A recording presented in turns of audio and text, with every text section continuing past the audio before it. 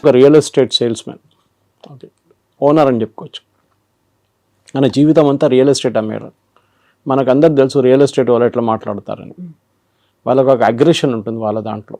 ఎందుకంటే ఒక ప్రాజెక్ట్ అమ్మాలంటే మీకు అంత ఈజీగా చేయలేరు. మీరు చిన్న చిన్న పోరోలను పంపించి చేయకుండా బాస్ డైరెక్ట్లీ డీల్ చేసిన లాంగ్వేజ్ ఒకటి ఉంటుంది. అక్కడ take it or leave it అనేది ఒక లాంగ్వేజ్ ఉంటుంది.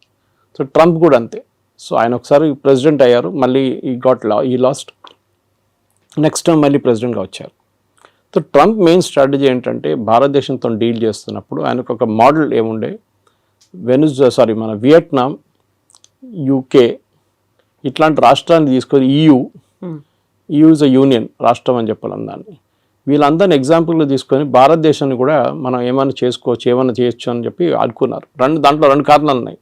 ఒకటి రష్యన్ ఆయిల్ గురించి మాట్లాడతారు. రష్యన్ ఆయిల్ మీద మన మీద ఎంత కోపం ఎందుకు? మనకన్నా ఎక్కువ చైనా కొంటున్నారు. మనం ఎన్నోసార్లు చెప్పాం. US పలేడియం కొంటున్నారు, యురేనియం హెక్సాఫ్లోరైడ్ కొంటున్నారు, ఫర్టిలైజర్ కొంటున్నారు రష్యా దగ్గర నుంచి. టర్కీ మనకన్నా ఎక్కువ ఆయిల్ కొనుక్కుంటున్నారు. కానీ వీళ్ళు ఎవరిని ముట్టకుండా మన మీద వచ్చి పడ్డారు. ఆబ్వియస్ రీజన్ ఏంటంటే భారతదేశంలో ఉన్న 2-3 ప్రైవేట్ రిఫైనరీస్, దాంట్లో ఒకటి జియో, ఒకటి నారా, ఒకటి వీళ్ళు మెయిన్గా ఇంపోర్ట్ చేశారు. రష్యా నుంచి ఇంపోర్ట్ చేసి రిఫైన్ చేసి USకి అమ్మారు, యూరోప్కి అమ్మారు, ఈవెన్ యుక్రెయిన్కి అమ్మారు. సో అమెరికన్ కంపెనీస్ ఈ ఫీల్డ్లో పనిచేస్తున్నాయి ముందు. ఏది రిఫైనింగ్లో అంటే క్రూడ్ ఆయిల్ తెచ్చుకొని రిఫైన్ చేయడం, దాన్ని పెట్రోల్ చేయడమో దాన్ని డీజిల్ చేయడమో ఉంటుంది. అక్కడ పెద్ద దెబ్బ. ఎందుకంటే అమెరికన్ రిఫైన్ కంపెనీస్ ఇప్పుడు వెళ్ళి ట్రంప్ దగ్గర ఏడుస్తున్నారు. భారతదేశంలో ఉన్న కంపెనీలు దీనికన్నా ముందు మనం ఎప్పుడు ఇంత అగ్రెషన్ భారత్ కంపెనీలో చూడలేదు మనం. అఫ్కోర్స్ IOCL కానీ, BPCL కానీ, HPCL వాళ్ళు కూడా కొంటున్నారు, కానీ క్వాంటిటీస్ తక్కువ ఉంది రష్యా నుంచి. మనమే $40 కొంటున్నాం, ఇంకో $5 షిప్పింగ్ కాస్ట్, రిఫైనింగ్ కాస్ట్ పెట్టుకుంటే 45, 48 మనం 60కి అమ్ముతున్నాం. మనం అంటే కంపెనీలు ప్రాఫిట్స్ హ్యూజ్. 70 కూడా అమ్మాము ఒకసారి. ఎందుకంటే ఒకసారి మన యుక్రెయిన్ వార్ మొదలైనప్పుడు 200 దాకా పోతుంది డౌట్ ఉండే పర్ బ్యారెల్ US డాలర్. దాన్ని తగ్గించడానికి అప్పుడు బైడెన్ ఇచ్చిన సజెషన్ ఏంటంటే భారతదేశం రష్యా దగ్గర నుంచి కొనుక్కోండి మీరు. ఎందుకంటే మనకు రూబుల్ ట్రేడ్ ఉండే రష్యాతోనే. మనం ఇంటర్నేషనల్ వాళ్ళు, ఎందుకంటే స్విఫ్ట్ అనే ఒక ఇంటర్నేషనల్ ఫైనాన్షియల్ సిస్టమ్ ఒకటి ఉంది. ఆ స్విఫ్ట్ సిస్టమ్ ఏం చేస్తారంటే ఇప్పుడు మనం UPI ఎట్లా చేస్తాం ట్రాన్సాక్షన్, స్విఫ్ట్ కూడా అట్లనే ఇంటర్ బ్యాంక్ ట్రాన్సాక్షన్స్ ఉంటుంది వాళ్ళకి. దాంట్లో స్పెసిఫిక్గా అమెరికా కావాలని చెప్పి యూరోప్తో కలిసి రష్యాని బ్యాన్ చేసి పడేశారు. సో రష్యా ఎవరితో ట్రేడ్ చేయలేకపోతున్నారు. అది పెద్ద ప్రాబ్లం. సో రష్యా ఏం చేశారు, భారతదేశం దగ్గర వచ్చి మీరు మాత్రం రూబుల్లో ట్రేడ్ చేసుకోండి, you pay by rupee are you pay by rouble, Russian currency. Trump ఫేమస్గా ఒకసారి చెప్పారు, will make rouble the rubble అన్నారు. కానీ రూబుల్కి ఏం కాలేదు, ఇప్పుడు కూడా చాలా స్ట్రాంగ్గా నడుస్తుంది రూబుల్ అన్నమాట.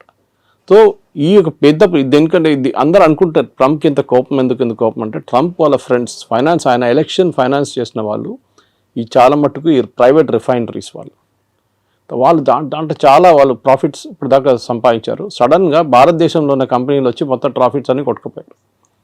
సో అది కోపం అన్నమాట. So it is nothing to do with buying Russian oil, దాంతో రష్యాకి డబ్బులు వస్తుంది, దాంతో యుక్రెయిన్ మీద బాంబులు వేస్తున్నారని. మనకన్నా ఎక్కువ దీనికి ఉన్న న్యాచురల్ గ్యాస్, జయశంకర్ గారు చెప్పారు ఒకసారి, మనకన్నా ఎక్కువ మనం ఒక నెలలో కొంటున్న క్రూడ్ ఆయిల్ యూరోప్ హాఫ్ డేలో గ్యాస్లో కొనేస్తుంది. ఎందుకంటే వాళ్ళకి వింటర్ టైంలో హీటింగ్కి గ్యాస్ కావాల్సి వస్తుంది. హంగరీ, పోలాండ్ కొంటున్నారు. మొన్న ఆ పైప్ లైన్ మీద యుక్రెయిన్ వాళ్ళు వచ్చి బాంబు వేస్తే ప్రెసిడెంట్ ట్రంప్ తిట్టారు పట్టుకొని యుక్రెయిన్ని. ఎందుకంటే రష్యా నుంచి వెళ్తున్న ఆయిల్ ఆలోచించండి, రష్యన్ టెరిటరీ నుంచి హంగరీ, పోలాండ్కి వెళ్తున్న పైప్ లైన్ ఆయిల్ పోతుంది, దాని నుంచి ఆయిల్ వెళ్తుంది వాళ్ళకి ఎవ్వరికి ప్రాబ్లం లేదు, మనం కొనుక్కోకూడదు. So this is the first problem. రెండవది ఏంటంటే మన ట్రేడ్ టాక్స్. ట్రంప్ ఏమనుకున్నారు, అన్నిటికీ 0%. సరే అండి చేస్తాం. ఇప్పుడు మీరు ఒక ప్రోడక్ట్ అమెరికా నుంచి యాపిల్ తెస్తారండి, యాపిల్ అమ్ముతున్నప్పుడు లోకల్ యాపిల్లో ఎగ్జాంపుల్ తీసుకుందాం, డజన్కి $200 అనుకున్నాం, లేకుంటే డజన్కి హాఫ్ డజన్కి 200 అనుకుంటాం. భారతదేశంలో అదే దానికి $100, $150 ఇస్తే ఏ కొనుక్కుంటారు, విచ్ ఇస్ చీపర్. మన దేశంలో BMW నడిపిస్తున్నాడు కూడా టమాటా రేట్ బార్గెన్ చేస్తారు.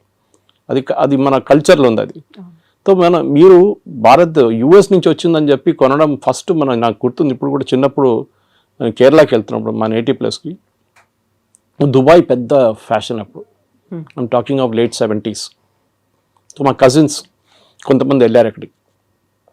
వాళ్ళు వస్తున్నప్పుడు పర్ఫ్యూమ్లు, టీషర్ట్లు, ట్రాక్ సూట్లు, ఇంకా బిస్కెట్, చాక్లెట్లు అన్నీ తీసుకొస్తారు.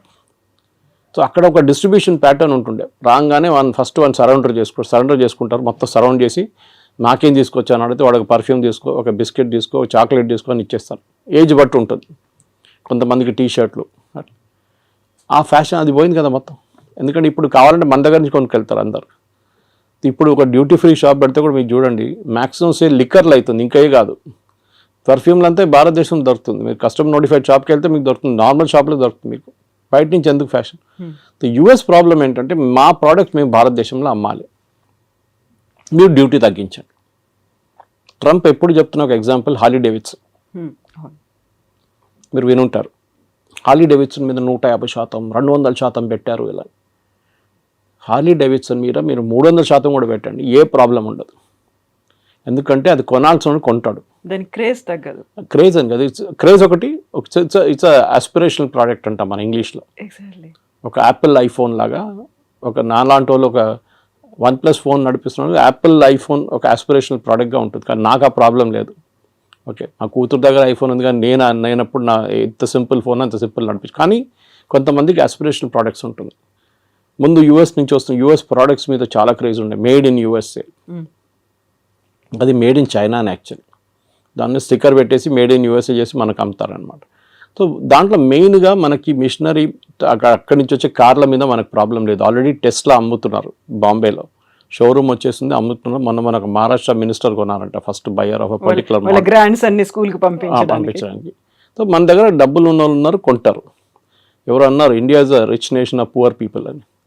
సో అట్లా అనమాట. సో ఇక్కడ మన దగ్గర కొనడానికి చాలామంది ఉంటారు. సో మీరు ఏ రేట్ వేసినా కానీ కొంటారు. సార్ తగ్గిస్తాం, మీకు ఏం బెనిఫిట్ వస్తుంది, మీరు ఇంకా 10 మోటార్ సైకిల్ ఎక్కువ అమ్ముతారా, అమ్మేసుకోండి, ప్రాబ్లం. ఎందుకంటే మనకు ఆ రేంజ్లో హార్లీ డేవిడ్సన్ రేంజ్లో మన దగ్గర ప్రోడక్ట్స్ లేవు. హార్లీ డేవిడ్సన్ కాంపిటీషన్ BMW లాంటి బైక్స్తో ఉంటుంది, లేకుంటే మిగతా హైబూసా లాంటి బైక్స్తో ఉంటుంది, హై ఎండ్ బైక్స్తో ఉంటుంది.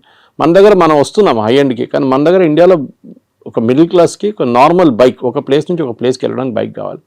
రేసింగ్ బైకులు కానీ మిగతా కానీ యంగ్స్టర్స్కి ఒక ఆస్పిరేషనల్ ప్రోడక్ట్గా ఉంటుంది. Second, agriculture imports. వాళ్ళు యూఎస్లో చాలా హెవీ సబ్సిడీ ఇస్తారు ఫార్మర్స్కి. ఇంకోటి వాళ్ళ టెక్నాలజీ చాలా అడ్వాన్స్డ్. మన దగ్గర మన భారతదేశం అన్నిటికంటే పెద్ద ప్రాబ్లం అగ్రికల్చర్లో టెక్నాలజీ యూజ్ చేయట్లేదు. చేస్తున్నాం కానీ చాలా తక్కువ. మీరు సౌత్లో చూడండి అండ్ పంజాబ్తో కంపేర్ చేయండి. హార్వెస్టింగ్ మొత్తం మెకనైజ్డ్ అయిపోయింది పంజాబ్లో కంప్లీట్గా.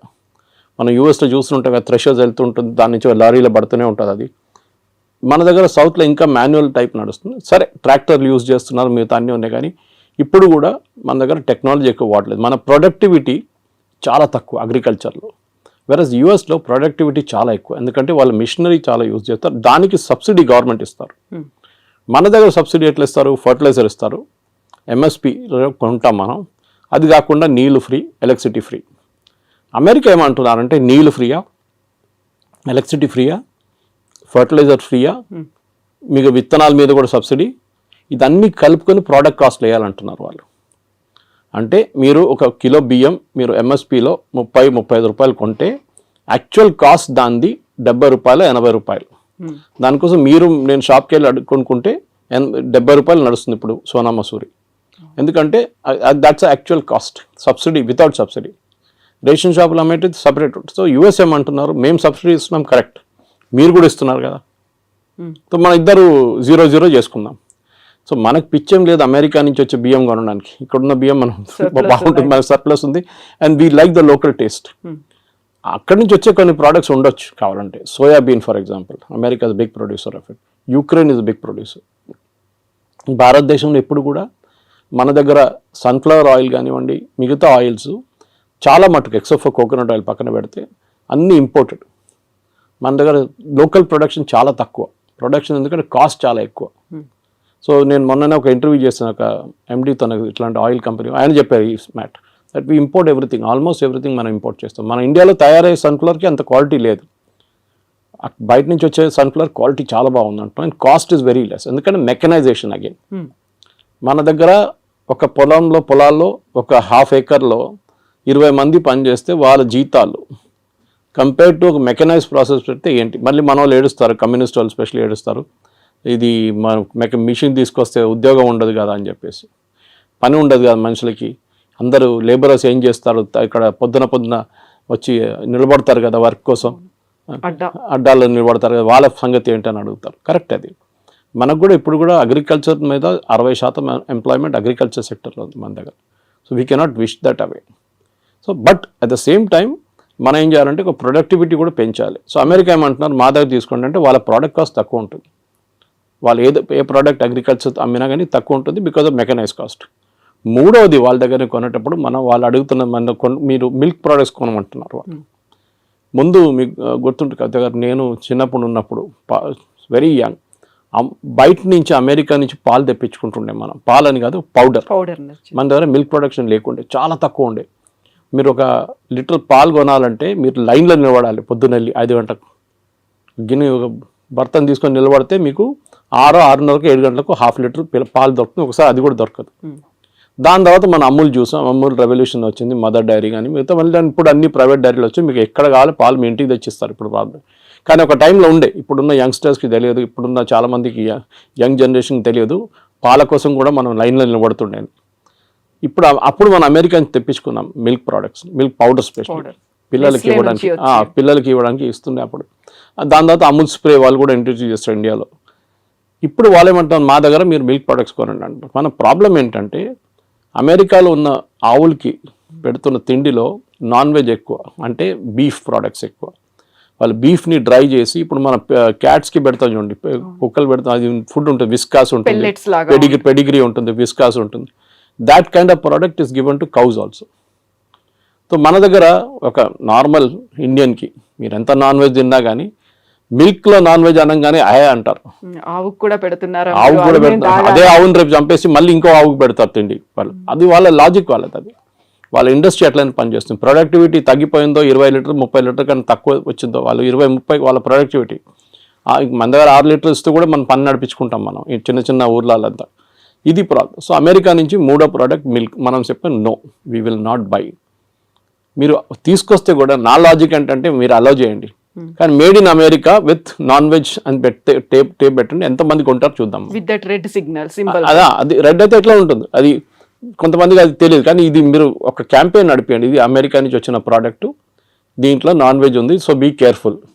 పాలలో కూడా పిల్లలకి మీ పిల్లలకి ఇదే పాలు పెడతారా, మీరు పొద్దున్న తాగే ఛాయ్ ఇదేనా, మీరు హోటల్కి వెళ్ళి తాగే ఛాయ్లో నాన్ వెజ్ ఉంటుంది, అది కావాలన్నా వద్దా అని అడిగితే యాక్చువల్లీ ఎవరు కొనరు.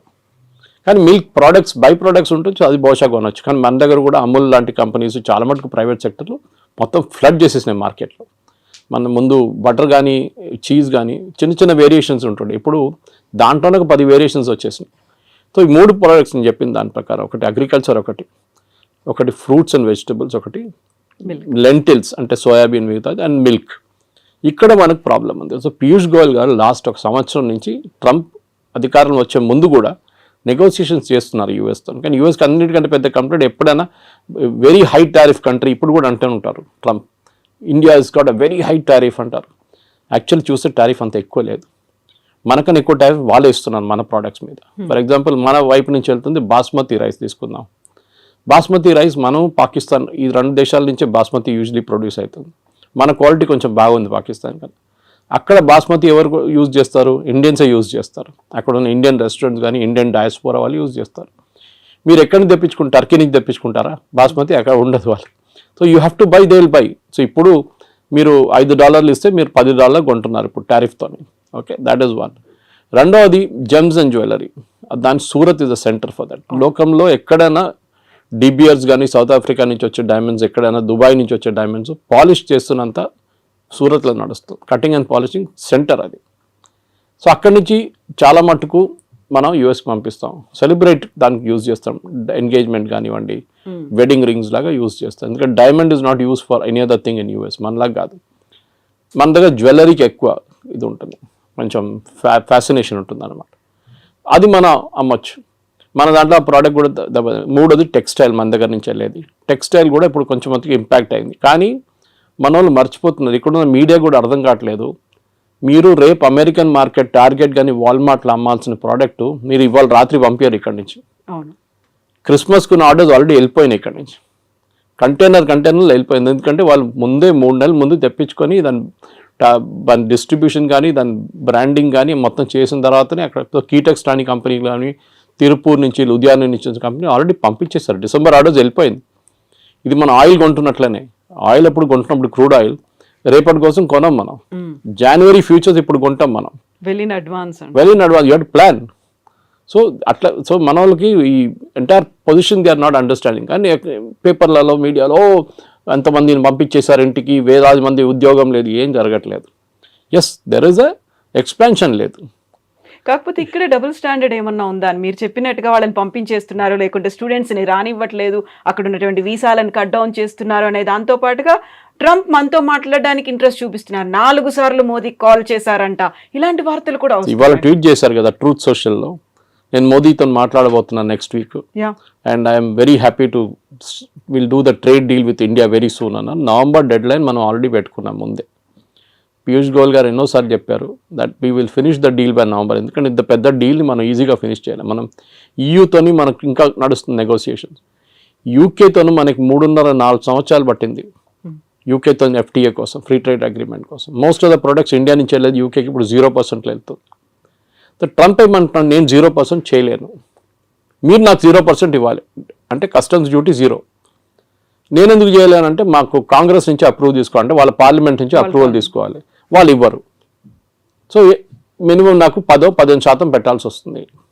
That is what 15% is. అది ముందు 5 ఉండే, తర్వాత 10 చేసి ఇప్పుడు 15, 25, మన దగ్గర 50 వేసింది. అగైన్ రష్యన్ ఆయిల్ గురించి మాట్లాడుతున్నప్పుడు సేమ్ ప్రాబ్లం. రష్యన్ ఆయిల్ని మనం ఇంకా కొంటామని చాలా క్లియర్గా ప్రధానమంత్రి చెప్పలేదు, కానీ మిగతా అందరు మాట్లాడుతూ చెప్పారు. జయశంకర్ గారు కానీ మిగతా ఫారిన్ మినిస్టర్ మాట్లాడుతూ we will buy oil from the best source possible. ఎందుకంటే మాకు ఎంత తక్కువ రేట్లో వస్తే అంతమంది మేము అమ్ముతాము. మేము will not by expensive oil. US ఏమంటున్నారు, మా దగ్గర నుంచి ఆయిల్ షేల్ ఆయిల్ ఉంటుంది వాళ్ళ దగ్గర నుంచి దాట్ ప్రోడక్ట్ కాస్ట్ ఎక్కువ ఉంటుంది షేల్ ఆయిల్ది. అది కూడా distance of shipping it. US నుంచి ఇండియాకి తీసుకురావాలంటే ఆయిల్ మీకు వెస్ట్ ఏషియా నుంచి దగ్గర పడుతుంది. రష్యా నుంచి కూడా ఈజీగా తెప్పించుకోవచ్చు, ప్రాబ్లం లేదు, పెద్ద డిస్టెన్స్ ఏం లేదు. ఎందుకంటే రష్యాకి డిఫరెంట్ పైప్ లైన్స్ ఉన్నారు. మన గ్వాడర్ పోర్ట్ మన ఇరాన్లో డీల్ చేస్తున్నాం చూడండి. We're planning to bring the oil there. అక్కడి నుంచి మనం ఇక్కడ తీసుకురావడానికి భారతదేశం 2 రోజులు వచ్చేస్తుంది షిప్, మిగతాది 6 రోజులు 7 రోజులు తీసుకుంటుంది అనమాట. So it's all a big process. కానీ మన దగ్గర ఉన్న మీరు అడిగిన స్టూడెంట్స్ అడిగారు, it's is a different thing. అది దానికి పెద్ద ప్రాబ్లం ఉంది, లేదని చెప్పలేము.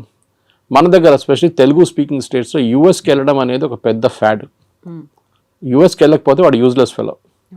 అమ్మాయి అని అబ్బాయి అని వాళ్ళు పనికిరారు. ఇక్కడ ఉన్న వాళ్ళు ఈవెన్ యూరోప్కి వెళ్ళి జర్మనీకి వెళ్తే కూడా నో యూఎస్కి వెళ్ళలేదు కదా నువ్వు, finished.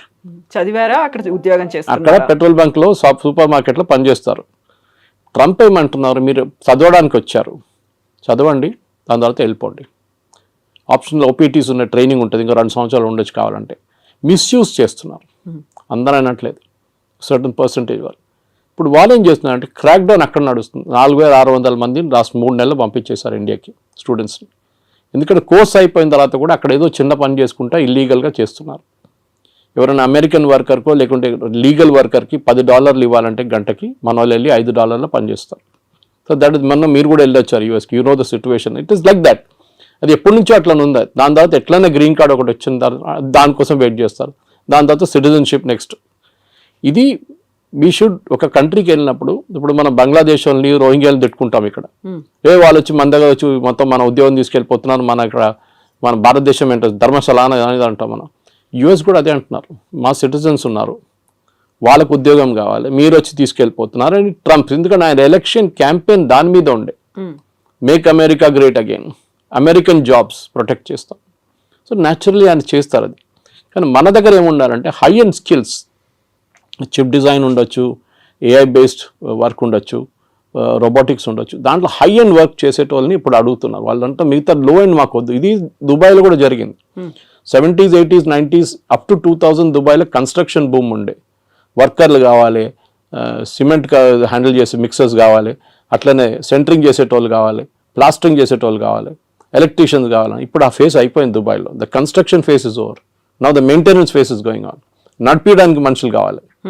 So that skill is different అన్నమాట. మన వాళ్ళు ఏం చేస్తున్నారంటే ఇప్పుడు కూడా చదవడానికి ఎందుకు వెళ్తారు, కొన్ని యూనివర్సిటీస్ అసలు పేపర్లో కూడా ఉండదు, అట్లాంటి యూనివర్సిటీ కూడా వెళ్ళరు. అక్కడ మనకు కొంచెం ఎడ్యుకేషనల్ కన్సల్టెంట్స్ కూడా ఆ బిజినెస్ చేస్తారు. వాళ్ళు లేనిపోయిన లోన్లు ఇచ్చేసి మీకు అన్ని చూపించేసి మిమ్మల్ని ఎక్కడ ఆకాశం మీద ఎక్కిచ్చేస్తారు వాళ్ళు, అక్కడ వెళ్ళినాక అంతే సంగతి, మీరు ఈజీగా అదే అయిపోతారు అదే అయిపోతారు. అది ఎప్పుడు యుఎస్ పాపులారిటీ తగ్గిందో, టఫ్ అయిపోయినప్పుడు కెనడా మొదలుపెట్టారు.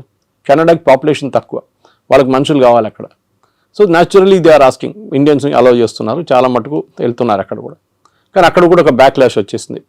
ఇప్పుడు మొన్న ఆస్ట్రేలియాలో చూసాం, ప్రొసెషన్ తీశారు ఆస్ట్రేలియన్స్, మీరు వినుంటారు టీవీలో వచ్చినా అని. వాళ్ళు ఏమంటున్నారు, ఇండియన్స్ని పంపించేసేయండి, మాకు వీళ్ళు వద్దు ఇక్కడ అని. You have created that situation. So ట్రంప్ని మీరు తిట్టి ఫైదా లేదు. We should find a way to solve the problem. Modi గారు ట్రంప్తో కూర్చొని మా పిల్లలకి 50,000 పిల్లలకి అడ్మిషన్ ఇవ్వండి అంటే మన దగ్గర నుంచి వెళ్ళే డబ్బులే కదా అది.